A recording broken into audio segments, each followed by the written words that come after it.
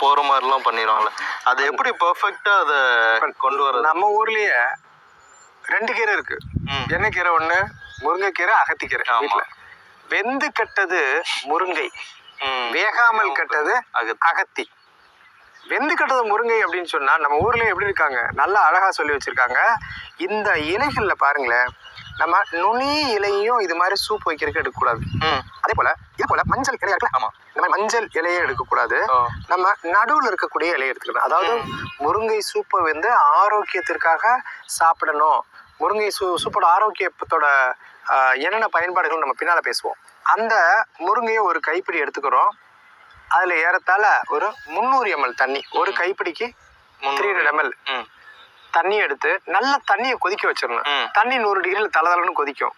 கொதிக்கும் போது அடுப்பவோ ஸ்டவ்வோ ஆஃப் பண்ணிட்டு வெளியில பார்த்து நம்ம மூடுவாயை எடுத்துட்டு கம்ப்ளீட்டா அந்த ஒரு கை இருக்கக்கூடியது நல்ல தண்ணியில அலசி அந்த கீரையை வந்து உள்ளுக்குள்ள போட்டுட்டு அந்த ஆஃப் பண்ணா கொதிச்சுட்டு இருக்கிறதுல என்ன பண்ணணும், கம்ப்ளீட்டா வந்து மேல இருக்க பாத்திரத்தோட வாயை வந்து ஒரு மூடி வச்சிடணும்.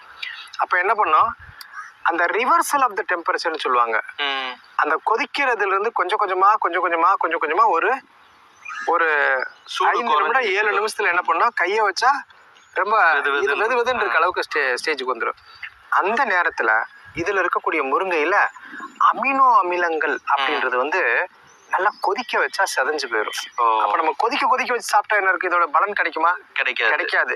அப்ப இந்த மில்க், இந்த ஜூஸ் இருக்கே ஒரு கோல்டன் ஜூஸ் கம்ப்ளீட்டா, ஒரு தங்க ஜூஸ் கம்ப்ளீட்டா. ஆமா, ஒரு இதோட பார்த்தோம்னா லைட்டா வந்து என்ன வெதுவெதுப்பா வந்து ஒரு மஞ்சள் கலந்த பசுமை நிறத்துல இருக்கும். அந்த சூப்பை நம்ம வந்து அருந்தலாம். இந்த சூப்ல குளோரோஜெனிக் ஆசிட் அப்படின்னு ஒண்ணு இருக்கா. அப்படின்னு இருக்கக்கூடிய நவீன ஆராய்ச்சியாளர்கள் முன்னாள் இருக்கு நம்ம என்ன பண்றோம், முருங்கைக்கீரை சாப்பிட்டா நல்லதுன்னு தெரியும்.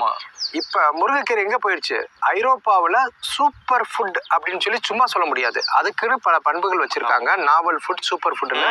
ஸோ அதை டிக்ளரேஷன் பண்ணி நீங்க முருங்கையை பத்தி அமெரிக்காவில போய் கேளுங்க, அங்கதான் ஆராய்ச்சிகள் அதிகமா செஞ்சுட்டு இருக்காங்க. நம்ம ஊருக்காரவங்க முருங்கைன்றத விட்டுட்டோம். அப்ப இதுல இருக்கக்கூடிய குளோரோஜெனிக் ஆசிட் எதுக்கு அப்படின்னு சொன்னா, ரத்தத்தில் இருக்கக்கூடிய சர்க்கரை நோயை கட்டுப்பாடா வைக்கிறதுக்கு இதுக்கு இணை இதுதான் அப்படின்றாங்க. அதுல